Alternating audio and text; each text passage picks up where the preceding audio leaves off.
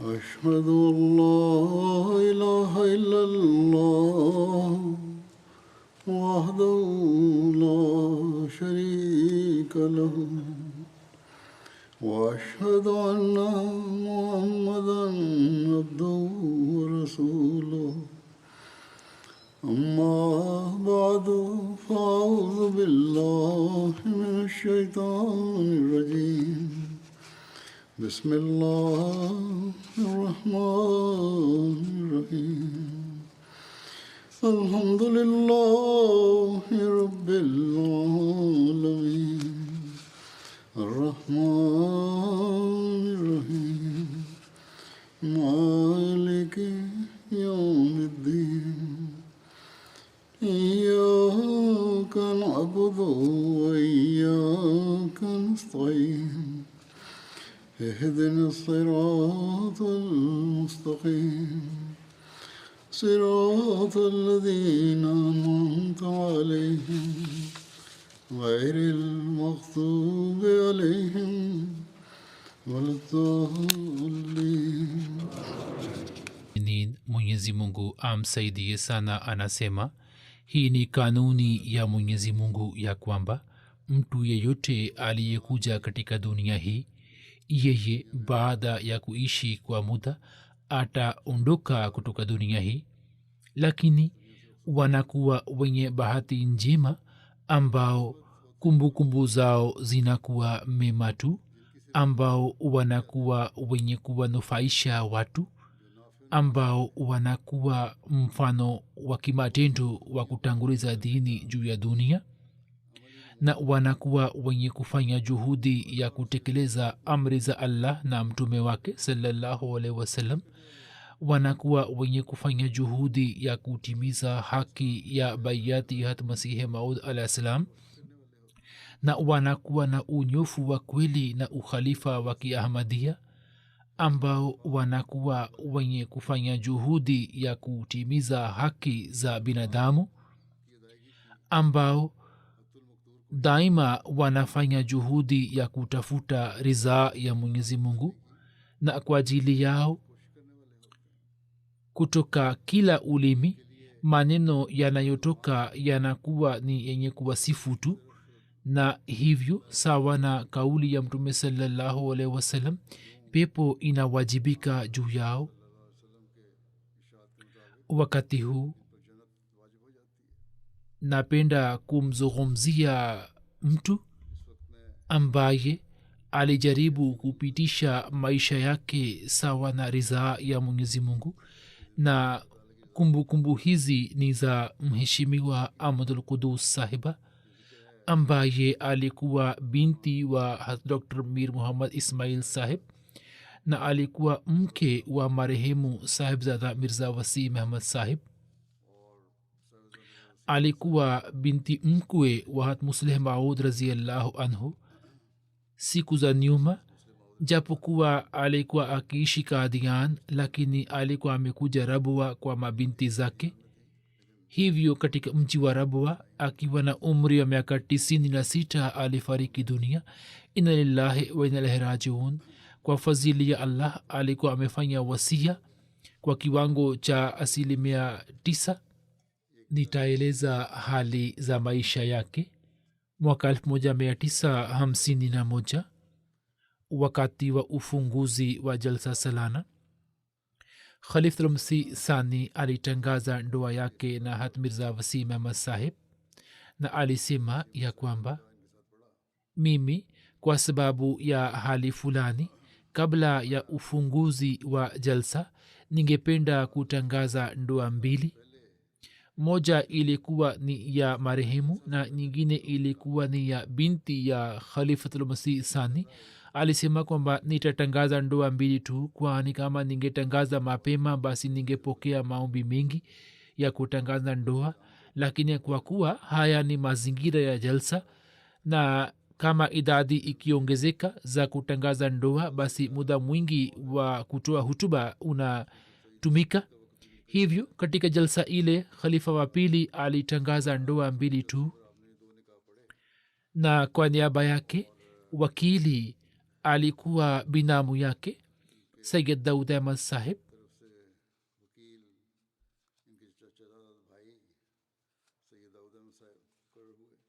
Khalifa mtukufu wa pili katika ndoa ile alikuwa amesema ya kwamba kwa kawaida mimi natangaza ndoa za mabinti zangu na wakfin tu, kwani wakati ule amatunasir sahiba pia alikuwa ameolewa na pir moyudin sahib. mama huyo alipoolewa, kwa sababu ya ombi la mke wa dr mir muhammad ismail sahib raziallahu taala anhu, khalifa wa pili raziallahu anhu wakati wa kumsindikiza binti alishiriki kwa niaba ya binti huyo, yani hakuja pamoja na mwana wake bali akashiriki upande wa binti yake mkwe. mwenyezi mungu alimjalia mabinti watatu na kijana mmoja. binti yake mmoja aitwaye amatul alim sahiba ni sadr lajna pakistan, ambaye ni mke wa mansur ahmad khan sahib, ambaye ni wakili ala wa tahriki jadid. ana mabinti wawili, mmoja ni mke wa captain majid sahib anaitwa amatul karim sahiba, na mwingine ni mke wa dr ibrahim munib sahib.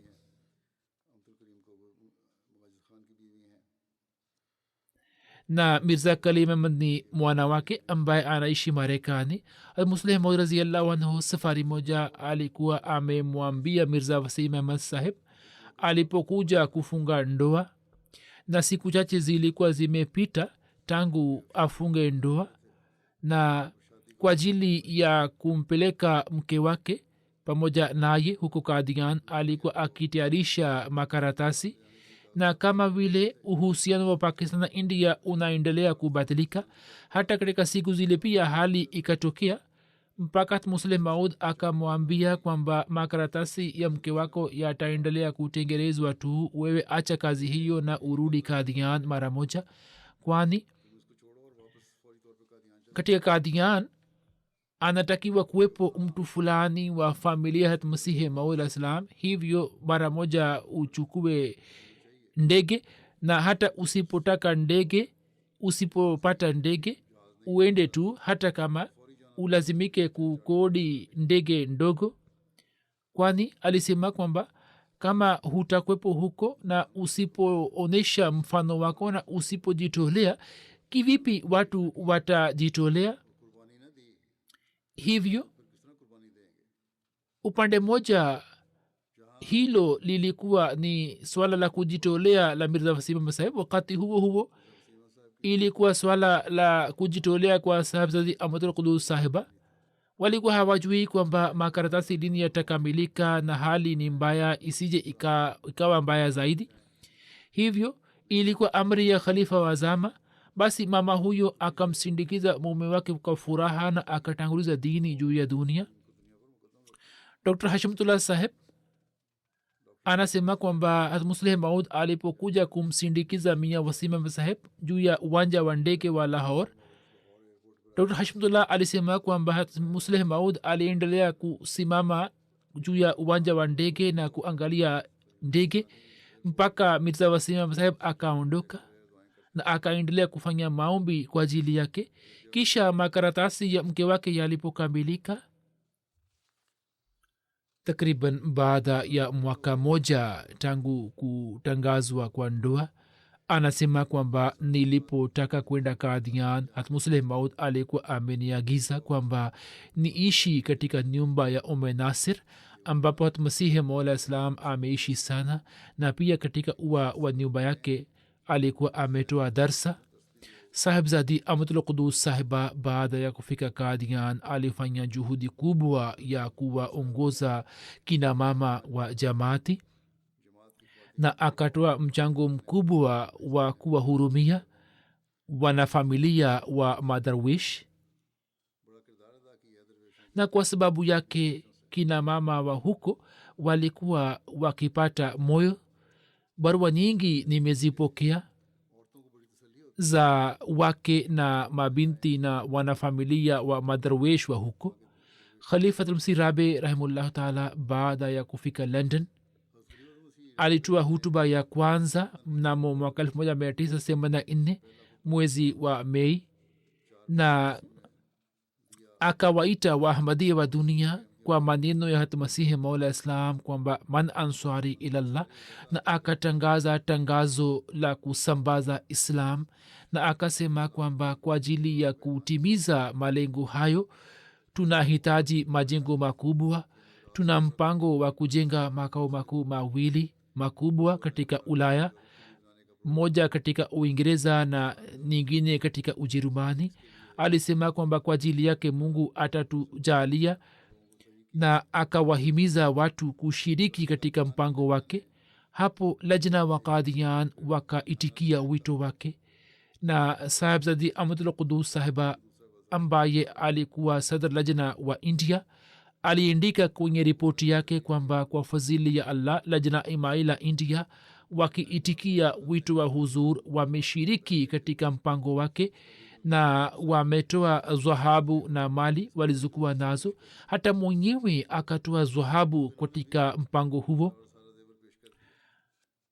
na pia akapeleka kwa khalifa msirabe rahimullahu taala ahadi za lajna Qadian.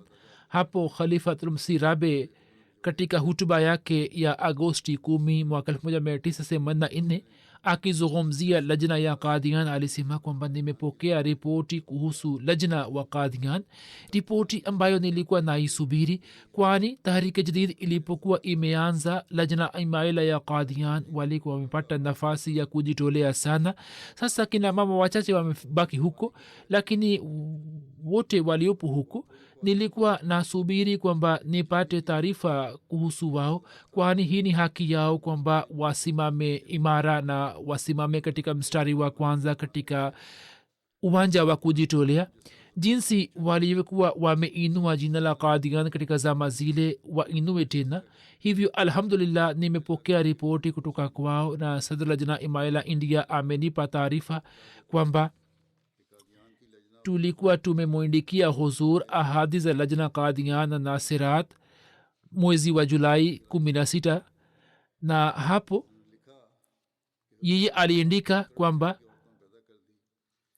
hutuba za huzur zimewashawishi sana, na kwa fadhili ya allah chochote walichokuwa nacho wamejitolea, lakini bado hawakuweza kumaliza kiu chao.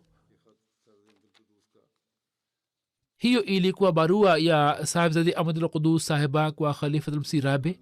Mwaka 1991 Khalifatul Masih Rabe alipoenda kuitembelea India na Qadian, alisema kwamba kwa fadhili ya Mwenyezi Mungu siwezi kusema kuhusu lajnat wote wa India, lakini kuhusu lajna wa Qadian naweza kusema kwamba kina mama hawa ni wenye kuonesha mfano wa hali ya juu wa kujitolea.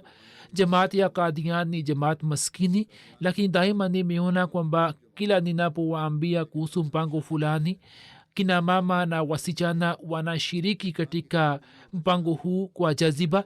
Saa nyingine moyo wangu unatamani kwamba niwaambie kwamba wasimame, yani wajizuie, na niwaambie kwamba hiyo inatosha, nini hamna uwezo wake. Lakini kisha natafakari kwamba yule ambaye wao wanajitolea, ye anajua kwamba jinsi atakavyo wajalia, na ndiye allah ambaye atawapatia mali ya dini na dunia. Kisha alisema kwamba safari moja nilipotoa mpango kwa ajili ya kujenga makao makuu, mabinti wa ahmadia walikuwa wametengeneza mitungi yao na walikuwa wameokoa hela kama akiba, wakaitoa kwa ajili ya dini. Kisha alisema kwamba mungu wetu ni mhisani na mwenye shani iliyo azim. Saa nyingine watu wakitoa mamilioni ya hela, yeye anakataa kupokea, lakini mtu anayetoa kwa ikhilasi akiwa maskini na akitoa hata kiasi kadogo, anapokea kwa mapenzi na kwa upendo. Kama vile nini mnabusu zawadi zinazotolewa na wapendwa wenu. Hata mungu pia anabusu zawadi zenu, na mimi najua na nina yakini kwamba mungu atakuwa amebusu zawadi hizi. Na hiyo ilikuwa nukuu ya hutuba ile aliyotoa upande wa kina mama. Hatmusleh maud raziallahu taala anhu alipompeleka Kadian alikuwa amemsihi kwamba kazi yako ni kukusanya lajna imaila. Hivyo mara baada ya kufika huko, kwanza akateuliwa kama katibu mkuu wa Kadian ya lajna. Kisha mwaka 1955 akateuliwa sadr lajna mukami, na kisha akateuliwa sadr lajna India. Mwaka 59 kwa ajili ya lajna mukami akateuliwa mwingine, na yeye akaendelea kuitumikia jamaat kama sadr lajna India, na mpaka mwaka 99 akaendelea kutoa huduma hii. Katika muda wake akaweza kutembelea matawi mbalimbali ya lajna, na kwa jumla ameweza kuitumikia lajna kwa miaka 46. Kwa ajili ya kupanga mpango wa lajna, mwanzoni akapata shida kubwa sana. Alikuwa akiandika barua lakini alikuwa hapokei jibu lake. Kisha matawi ya lajna yakapewa anwani nyingine kwa jina la Sahibzada Mirza Wasim Ahmad Saheb, na hivyo pole pole akaanza kuwaongoza matawi ya lajna. Katika nchi ya India kuna lugha nyingi, na shida nyingine aliyoipata ni kwamba alipokea barua nyingi katika lugha mbalimbali. Hivyo walimu walikuwa wakitafsiri barua zile, na pole pole yeye akaanza kuyatembelea matawi ya lajna pamoja na mume wake Mirza Wasim Ahmad Saheb. Na hivyo matawi haya yaliyohitaji mwongozo mkubwa baada ya kutokea uhuru akawaongoza vizuri. Basi binti yake Amatul Alim pia anaandika kwamba katika zama za ukhalifa wa Rabe, barua zilizokuwa zikitokea kutoka nchi nzima, alikuwa ametengeneza timu moja ya kuandaa muhtasari wake, na wao walikuwa wakiandaa muhtasari wa barua, na khalifa wa nne alionyesha furaha kubwa juu yake. Mama huyu ameitumikia sana Qur'an tukufu, akawafundisha mabinti 250 wa Qadian Qur'an tukufu. Mabinti walikuwa wakimjia kujifunza Qur'an tukufu asubuhi kisha mchana, na walikuwa wakija katika makundi. Binti yake anasema kwamba mama yetu alikuwa akiwafundisha mabinti Qur'an tukufu mchana na jioni. Akapanga lajna imaila na akawafundisha jinsi ya kufanya kazi. Alikuwa akiwashawishi sana, alikuwa akiwasihi sana kwamba wawe na uhusiano imara na ukhalifa. Na alipokuwa akiwasimulia matukio mbalimbali ya ukhalifa, hapo imani yao ilikuwa ikizidi. Alikuwa na sifa ya karamu. Binti yake anasema kwamba alimsaidia sana baba yetu. Hali ya nyumba haikuwa nzuri. Wakati wa mchana tulikuwa tukipika adasi tu, na baba alikuwa amefuga nyati moja kwa ajili ya maziwa na mtindi. Mgeni akija alikuwa akimtumikia sawa na hali yake na sawa na msimu. Na baadaye hali ilipokuwa nzuri au ikawa nzuri, alikuwa akiwatumikia wageni sawa na uwezo wake. Alikuwa mke mwaminifu mwenye kuwasaidia watu wote katika hali ngumu. Hakuomba kitu chochote alichopata kutoka kwa mume wake Mia Wasim Ahmad Saheb alikuwa akiishi kwa furaha tu, na Mwenyezi Mungu alikuwa akitia baraka isiyo kawaida katika mambo yake. Alikuwa mwenye kupenda sana usafi. Binti yake anasema kwamba baba yetu Mirza Wasim Ahmad Saheb alipofariki dunia, mama yetu aliona katika ndoto kwamba yeye anaenda kwenye safari ya mwisho na anajiandaa kwa ajili yake. Khalifa watatu alikuja katika ndoto yake na akasema kwamba bado hujapata visa. Hivyo kwa fadhili ya allah hata baada ya kuona ndoto ile akaishi maisha marefu. Mwaka 2007 mirza wasim ahmad saheb alipougua, kisha mungu akamjalia uponyo, na baada ya kupata uponyo yeye akapanga mpango wa kuzitembelea jamaat za hyderabad, na pia akamchukua mkewe ahmadul qudus pamoja naye. Katika ziara ile ile ahmadul qudus sahiba akaona ndoto ilikuwa na onyo, hivyo akaogopa kama vile ule ni muda wa mwisho wa mirza wasim ahmad saheb. Lakini mume wake alikuwa hajambo, lakini ye akasema kwamba urudi Kadian, na aliporudi Kadian akaugua tena, na katika marazi yale yale kifo chake kikatokea. Katika umri wa mwisho alikuwa amekosa nguvu ya kuona, na pia alikuwa akisikia kwa kutumia ala fulani, yani alikuwa amekosa nguvu ya kusikia vile vile, lakini akaishi kwa furaha, hakulalamika. Kila alipoulizwa hali daima akasema kwamba alhamdulillah. Mipango iliyotolewa na markaz, chochote alichokuwa nacho akatoa mara moja kama nilivyoeleza, na mpango wote ulipokuwa ukitolewa na khalifa wa zama, mchango wa kwanza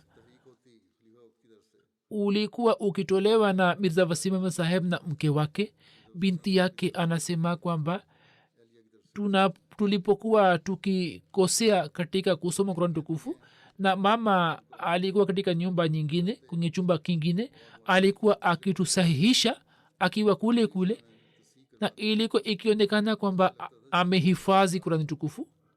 Alikuwa hakuhifadhi yote, lakini kwa sababu ya kusoma sana alikuwa amehifadhi sana. mirza wasim ahmad saheb alipokuwa akikaa itikaf, pamoja na kumtumia chakula alikuwa akiwatumia chakula mutakifin wengine, na pia alikuwa akiwapelekea vijana na waalimu wa bweni chakula. Alikuwa akiwajali sana watu, hata kama awe mgonjwa au awe wapi, lazima alikuwa akishiriki katika furaha na huzuni zao. Katika Kadian watu wa matabaka mbalimbali walikuwa wakiishi. Alikuwa akiwafundisha fani ya cherehani. Alikuwa amejenga mazingira yenye upendo na amani. Mjini Rabwa 2005 lajna ilijenga Sarai Masrur, ni jengo zuri sana. Yeye badala ya kutoa mchango kutoka kwake akatoa mchango kwa niaba ya mume wake ambao ulikuwa rupia 100,000.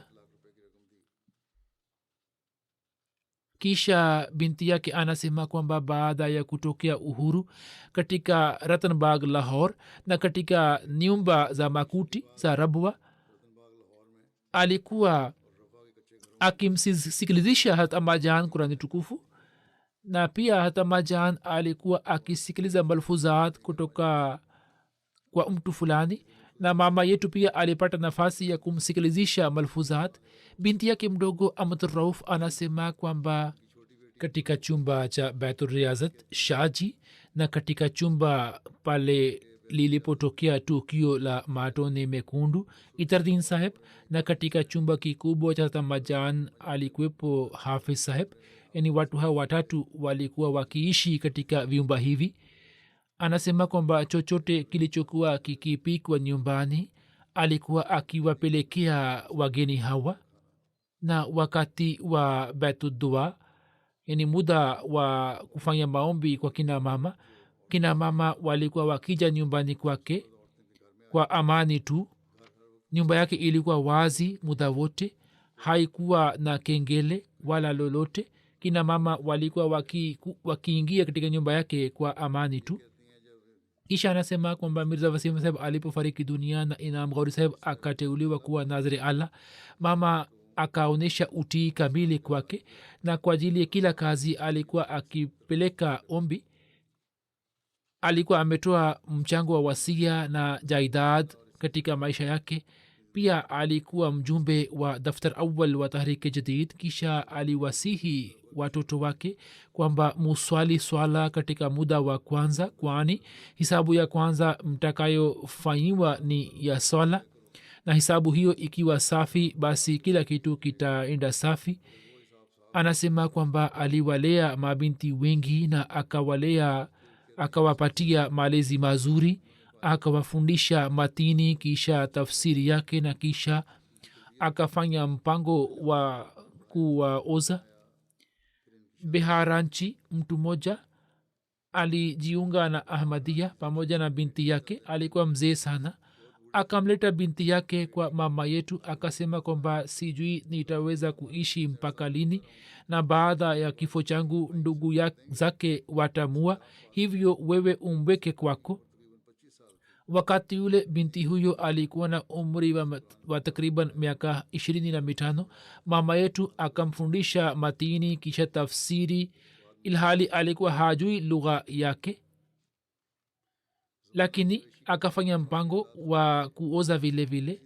katika zama za udarweshi hali ilipokuwa si vizuri, binti wa darwesh alipokuwa akiolewa alikuwa anaenda kumpatia dhahabu yake, na alikuwa anasema kwamba unaweza kuvaa na ukitaka unaweza kurudisha. mwanzoni hali ya madarwesh haikuwa nzuri, lakini baadaye watoto wakatoka nje na wakaanza kuchuma hela, na basi hali yao ikawa nzuri.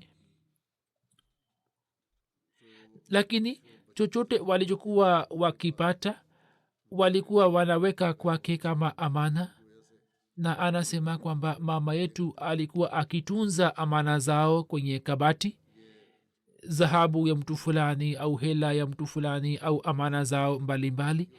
na anasema kwamba nimeona alikuwa ametunza amana nyingi za watu kwenye kabati yake, na alikuwa mtu akija kwake kuchukua amana yake alikuwa ananiambia kwamba nenda ukatoe amana ya mtu fulani kutoka kabati, na alikuwa anamwambia huyu kwamba fungua na uangalie kwamba je amana yako ni sahihi na kila kitu kimo ndani yake. na akisema kwamba kila kitu kipo, hapo alikuwa akirizika na alikuwa akitulia.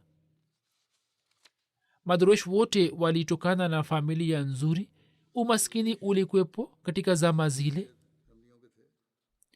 lakini mama yetu alikuwa akifanya juhudi kwamba mabinti zao baada ya kusoma masomo ya awali wasome mbele, na kama hawasomi basi alikuwa akiwaita katika ofisi yao na alikuwa anawapa kazi mbalimbali.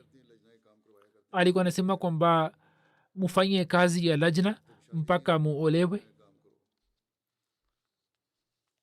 alikuwa na ofisi katika nyumba yake tu, yani alikuwa ametengeneza ofisi ndogo katika nyumba yake, na katika ofisi ile ile alikuwa akiwafundisha mabinti.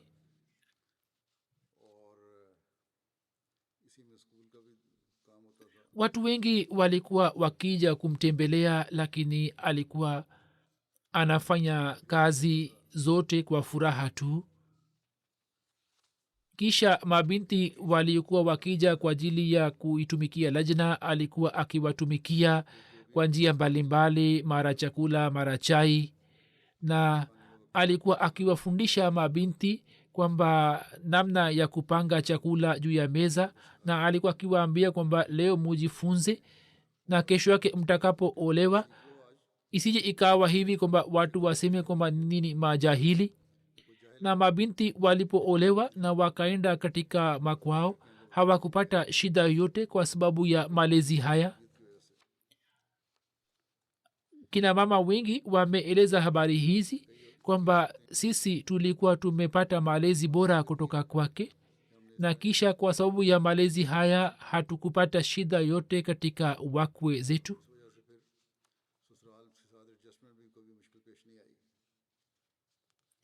pia aliweza kuandaa vitu mbalimbali vya mabinti walioolewa kwa mkono wake.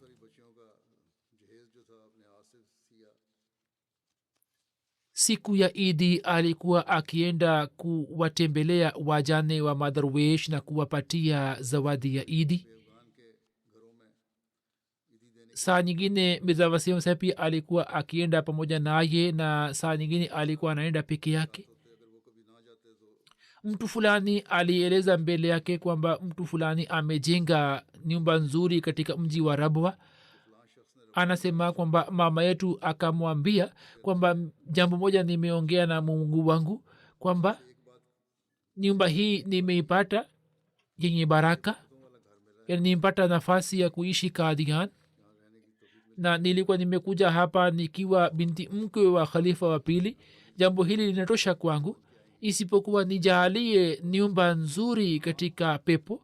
hii ndiyo shani ya waumini, kwamba wanakuwa hawana tamaa ya vitu vya dunia.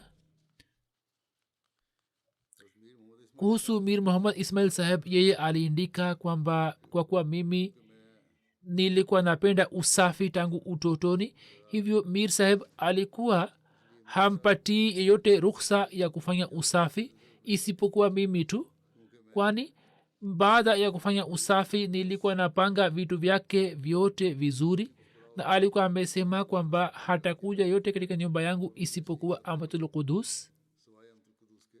kisha binti ambaye alikuwa anashiriki katika mtihani wa form 4 alikuwa anamuuliza kuhusu mtihani wake.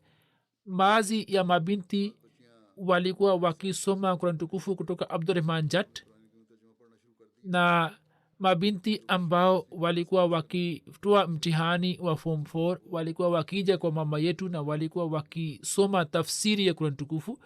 katika muda mmoja darasa 3 zilikuwa zikiendeshwa. kina mama na mabinti wengi wameniindikia kwamba alikuwa akitufundisha mambo ya fikhi, na alikuwa na shauku ya kuwafundisha mabinti Qur'an tukufu, na alikuwa anasema kwamba binti yote asiondoke bila kumaliza Qur'an tukufu. alikuwa akienda mpango maalum wa kuswali sala ya tahajjud. katika marazi ya mwisho alipougua sana, hata hivyo alikuwa akisema kwamba niamsheni kwa ajili ya tahajjud, na sawa na uwezo wake akaendelea kufunga saumu kwa ajili ya tarawih. alikuwa akienda miskitini huku Kadian. katika siku zingine alikuwa akiswali katika nyumba yake, lakini katika Ramadhan alikuwa anaenda miskitini. alikuwa na upendo wa hali ya juu na ukhalifa. alikuwa akimwindikia barua khalifa wa zama,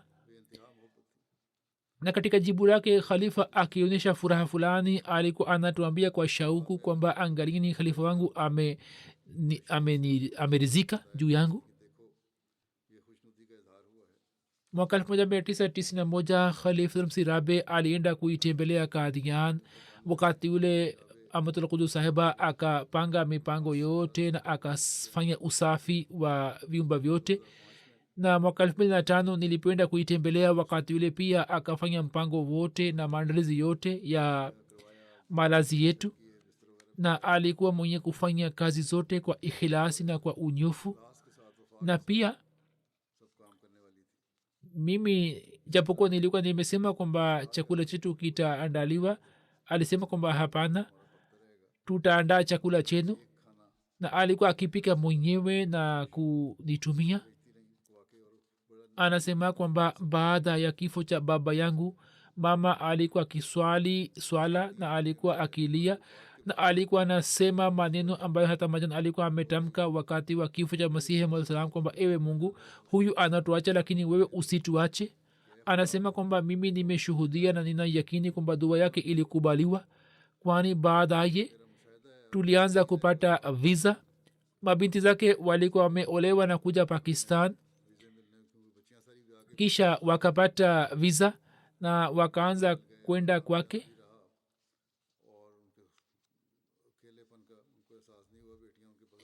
kijana wake anasema ya kwamba wageni wengi walikuwa wakiishi katika Darul Masih, na mama yetu alikuwa akiwaongoza vijana mwenyewe kwamba namna gani wanaweza kuwatumikia na kuwahudumia wageni. pia baadhi ya viongozi wa serikali waliokuwa na uhusiano mzuri na mia wasim ahmad saheb, mama yetu alikuwa akiwaambia wake zao kuhusu utambulisho wa jamaati, na hivyo akaendeleza uhusiano huo pamoja nao. satnam singh bajwa ambaye alikuwa mwanasiasa mkubwa wa huku, uhuru wa india na pakistan ulipotokea yeye akahamia nchini india, na yeye alikuwa baba wa partap singh bajwa ambaye ni mbunge wa siku hizi. Anasema kwamba mke wake alikuwa na tabia ya kututembelea na walikuwa wakiweka amana zao kwa mama yetu. Safari moja aliweka amana kwake, na alipompatia akasema kwamba je, umefungua na umeona amana yangu? Mama yetu akasema kwamba hii ni amana yako, kivipi naweza kufungua? Alikuwa akiwajali sana watu maskini na mafukara. Safari moja alienda kutembelea kijiji cha Urisa. Hakuwa na chochote cha kuwapatia watoto. Anasema kwamba sisi tulikuwa tumekwenda pamoja naye, hivyo akawapatia nguo zetu. Anasema kwamba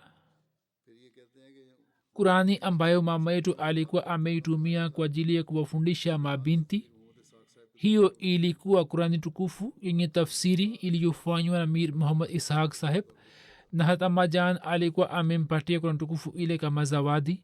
ibrahim munib ambaye ni mwanamkwe wake anasema kwamba baada ya kifo cha mume wake mia wasim saheb aliishi Kadian kwa miaka 10. alipougua sana, mabinti zake wakamleta Rabwa na akaendelea kupata visa, lakini daima alikuwa nia hii kwamba sitaishi nje ya Kadian kwa muda mrefu na sitaishi zaidi ya miezi michache mpaka nipate ruhusa kutoka kwa khalifa.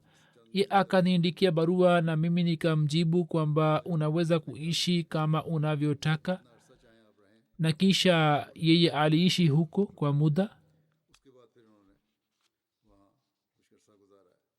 hat musleh maud wakati wa kuondoka kwake kwenda Kadian alikuwa amemwambia kwamba usiende katika masoko ya Kadian, yani masoko ya Wahindu, kwani watu wa huko walikuwa wamemtukana hata masihi maud islam.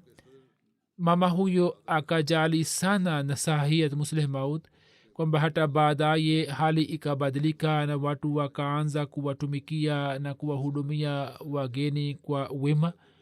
Wahamadia walikuwa wakienda kuyatembelea masoko yale, hata watu wa familia pia walikuwa wanakwenda huku, lakini yeye hakuenda katika masoko ya Kadian kwa miaka 70, na alikuwa anaenda kununua mahitaji yake katika masoko ya Amritsar. Ibrahim munib saheb anasema kwamba safari moja baadhi ya watu wa Kadian waliipinga jumuiya ya Ahmadia. Tukio hili halijaandikwa kama lilivyo. Mjukuu wake anaandika kwamba watoto wadogo wa Kadian walikuwa wakimwita kwa jina la bibi, na yeye aliwatumikia wote kama awe bibi yao.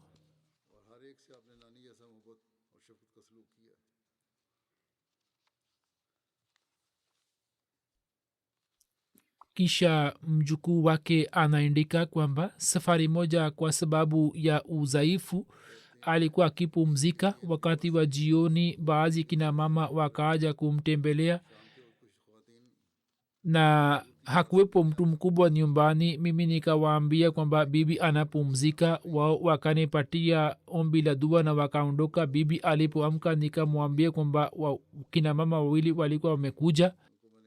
bibi akafungua ombi lao na akafanya dua kwa ajili yao kisha akampigia mtu fulani simu na akampatia maagizo fulani kisha akanifahamisha akisema kwamba watu walikuwa wakija kwa babu yako kutoka umbali kwa upendo na ye alikuwa hawarudishi hivyo hiwe pia uwakalishe wageni kwa heshima ungenipa taarifa njia ya kunifahamisha ya bibi ilikuwa nzuri sana ambayo naikumbuka hadi leo mjukuu wake sayid hashir anasema kwamba nilimuuliza nikisema kwamba mimi nasoma jamia unisihi alisema kwamba nasaha unaisikiliza kutoka kwa khalifa wa azama usikilize mambo yake kwa umakini na uyafuate kisha aliniambia kwamba endelea kusoma dua hii rabbi kullu shain khadimuka rabbi fahfazni wansurni warhamni na kisha alikuwa akinisihi kwa njia ya simu vile vile kwamba utimize wakfu wako na uwe msaidizi wa ukhalifa watu wengi wasi waislamu walishiriki katika mazishi yake mmoja wao ni mbunge wa zamani fateh jang singh saheb yeye pia alieleza kumbukumbu zake kwamba utoto wetu ulipita katika nyumba yao pia alikuwa ameenda kupokea maiyati yake juu ya mpaka wa waga anasema kwamba nimemzika mama yangu kwa mara ya pili tulikuwa watoto wadogo tulikuwa tunaenda kumtembelea na alikuwa anatulisha kama tuwe watoto wake mjukuu wake mmoja mala anaandika kwamba upendo wake kwa ukhalifa na utii ulikuwa mfano kwetu anasema kwamba tangu afariki dunia nimepokea mamea ya simu ya salamu za rambirambi kila moja amemsifu sana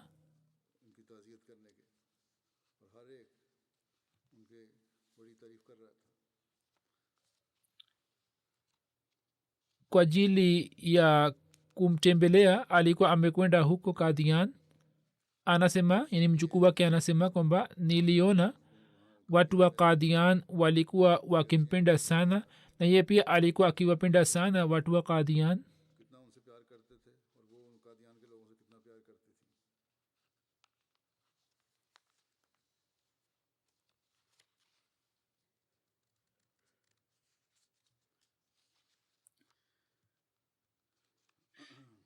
kisha aliniandikia kwamba mwaka 28 ulipokuwa na mpango wa kwenda kadian lakini hukuweza kwenda huko na ziara yako ilikuwa imekuisha na ulikuwa umerejea kutoka delhi bibi yetu alikuwa na huzuni kubwa sana alikuwa akisema kwamba sijui nitaweza kukutana na khalifa au la abid khan anaishi hapa ni mume wa mjukuu wake anasema kwamba alitufundisha kwa mifano yake kwamba mtu kwa namna gani anaweza kutimiza ahadi yake alikuwa na tabia yenye upole sana safari moja nilimwona akiongea kwa ukali kulikuwa na harusi ya binti moja hapo sahaba alikuwa ameugua alikuwa na maumivu makali kichwani kwa kuona maradhi yake mjukuu wake akasema kwamba uombe ruksa na usishiriki katika sherehe yake harusi yake ye akasema kwamba mala mimi lazima nitashiriki katika sherehe ya harusi yake wewe hujui kwamba mimi nina uhusiano gani na watu wa kadian kisha kuna akila ifat sahiba ambaye ni mke wa dr bashir ahmad nasir sahib darwesh kadian anasema kwamba daima alikuwa akiwaongoza nasirat na lajna imaila alikuwa na umahiri wa kutekeleza mambo yote ya uongozi wakati wa kufanya kazi pamoja naye kila moja alikuwa akihisi mapenzi upendo heshima na taazima alikuwa akitamani kwamba aweze kufikisha mambo yote kwa vizazi vijavyo alikuwa na tabia njema sana kila kazi alikuwa akifanya alikuwa anafanya kwa umahiri mkubwa alitufundisha Qur'an tukufu na tafsiri yake na pia akatufundisha mambo ya fiqhi. Mabinti waliolelewa naye wameenea katika jumuiya mpaka mbali na wanaendelea kuitumikia jamaat. kuna bushra mubaraka sahiba wa hyderabad dakkan anasema kwamba tulikuwa na uhusiano mzito naye wakati wa jalsa salana kwa ajili ya kuwahudumia wageni. alikuwa akiongoza mambo yote na alikuwa anasema kwamba hawa si wageni wetu bali ni wageni wa masihi mola salam, hivyo lazima tuwajali. pia kuna sajida tanvir sahiba ni mke wa khalid aladin sahib. anasema kwamba kwa ajili ya lajna imaila ya india ye alikuwa kama mama, kama vile mama anavyomfundisha mtoto wake mchanga mambo ya heshima, mambo ya maisha, vivyo hivyo hat apa jan akajali sana malezi yetu, na kwa ajili ya malezi yake sisi na vizazi vyetu tutaendelea kumshukuru daima dawamu. barua nyingi nimezipokea za kina mama wa Qadian na pia nimepokea kutoka kwa kina mama ambao walikuwa na uhusiano fulani naye, na pia watu wa zamani wa Qadian na watoto wao wameniandikia kwamba yeye alitulea kama awe mama yetu mzazi. kuhusu uhusiano na ukhalifa watoto wake wameeleza kama nilivyoeleza, na kina mama wengine pia wameeleza kwa unyofu na utii kamili kama alivyokuwa ameonyesha unyofu na utii wake kwa khalifa wa pili. uhusiano huo ukaendelea katika maisha yake mpaka kwangu. huu ni mfano. alikuja kukutana nami hapa na akakutana nami kwa heshima sana. 2005 nilipenda Qadian, akajaribu kunitumikia na alikuwa anaonyesha furaha sana kila alipokuwa akikutana nami. mwaka 2005 japokuwa alikuwa anaumwa, lakini wakati wa kurejea alikuja mpaka Delhi. mwenyezi mungu amuinue katika daraja na awajalie watoto wake kuendeleza mema yake. watu wa Qadian jinsi ye alivyowalea kwa upendo na mapenzi, mwenyezi mungu awajalie waweze kuishi kwa mapenzi haya haya. sasa hakubaki mtu yote huko ambaye ni kutoka familia ya masihi waislam. mwenyezi mungu afanyie kwamba hali iwe nzuri ili mtu fulani aweze kwenda huko na kuishi kule. mwenyezi mungu amuinue marehemu katika daraja. kuna jeneza iliyopo hazir. jeneza imefika ambayo ni ya muhammad arshad ahmdi sahib wa uingereza. siku ya nyuma alifariki dunia akiwa na umri ya miaka 71. inalillahi wa inna ilaihi rajiun. alikuwa mwana wa yusuf ahmadi sahib katika mji wa nairobi. ye alikuwa amefanya baiat ya masihi waislam. huyu alikuwa mtoto wake au mjukuu wake. yusuf ahmadi sahib alikuwa amefanya baiat ya islam na huyu alitokana na kizazi chake. alipokuwa na umri ya miaka 15 alikuja uingereza kutoka nairobi. alimua amtul basir sahiba ambaye ni binti wa khalifa salahuddin sahib na ni mjukuu wa khalifa rashiduddin sahib radhiyallahu ta'ala anhu. alikuwa sahaba wa Muhammad. alikuwa musi pamoja na ahlia pamoja na mke. ameacha vijana wawili binti moja. alikuwa na uhusiano imara na jamaat. popote alipoishi akaendelea kuitumikia jamaat kwa nyazifa mbalimbali katika hudama alhamdia. akafanya kazi kama muhtamim kwa zaidi ya miaka 20. aliendelea kuitumikia jamaat uingereza kama katibu wa ishat. alikuwa na elimu. salman rushdi alipoandika kitabu cha kuvunja heshima ya mtume muhammad saa salam sawa na agizo la khalifa mtukufu wa nne rahimahullahu taala kwa ajili ya kukataa hoja zake, aliandika kitabu kimoja. alikuwa mwenye kuswali swala kwa wakati. alikuwa amenunua nyumba karibu na islamabad ili aweze kuja hapa na kuswali. alikuwa na uhusiano wa mapenzi na mtume saa salam na masihi salam. Alikuwa na tabia ya kusoma Qur'an tukufu bila kukosa. Alikuwa na shauku ya kufanya mahubiri. Alikuwa anatoa michango yake kwa wakati. Alikuwa akiwatumikia watu kwa bashasha, kwa mapenzi na upendo. Alikuwa na uhusiano imara na ukhalifa. Khalifa msi Rabi rahimahullah taala safari moja alikuwa amesema kuhusu marehemu kwamba Arshad Ahmadi saheb daima nimemkuta akiwa mtifu, na ni mifano michache inayopatikana. Kila niliposema akakubali mara moja na akaitikia, na kwa sababu yake nina heshima kubwa kuhusu familia yake. Na kwa kweli utii huu na ukhalifa uliendelea kwenda mbele. Mimi pia nimemkuta akiwa mnyenyekevu na akiwa mtifu kwa ukhalifa. Daima alitanguliza heshima ya jamaat juu ya mambo yote. Mwenyezi Mungu amrehemu na amghofirie na aendeleze mema yake kwa watoto wake. Kijana wake mmoja ni wakfe zindagi. Kuna jeneza moja ambayo ni ghaib, ni ya Ahmad Jamal saheb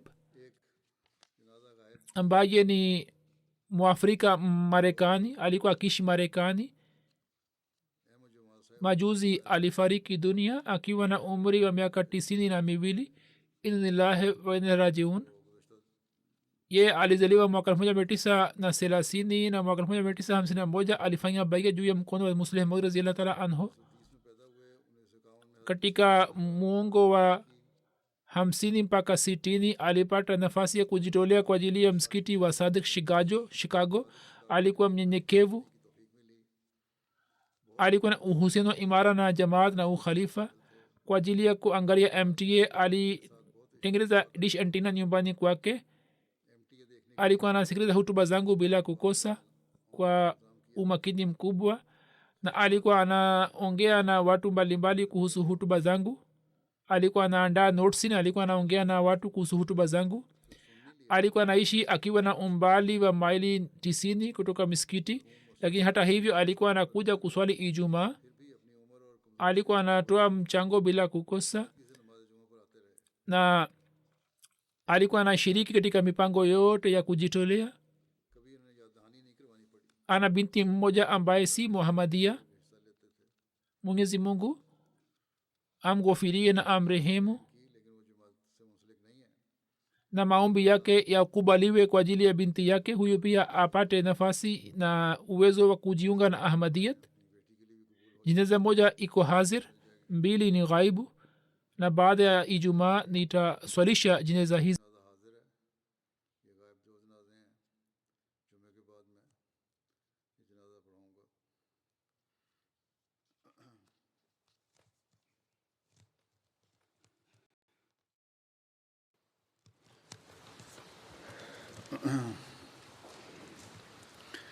Alhamdulillah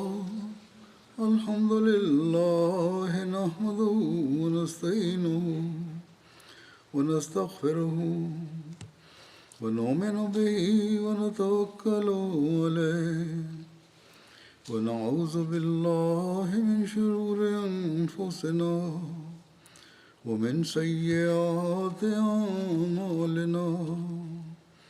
من يهده الله فلا مضل له ومن يضلل فلا هادي له ونشهد أن لا إله إلا الله ونشهد أن محمدا عبده ورسوله.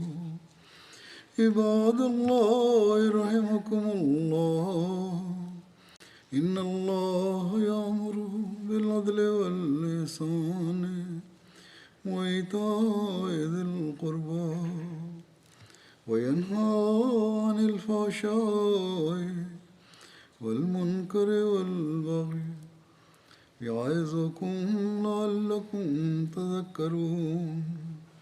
اذكروا الله يذكركم وادعوه يستجب لكم ولذكر الله أكبر.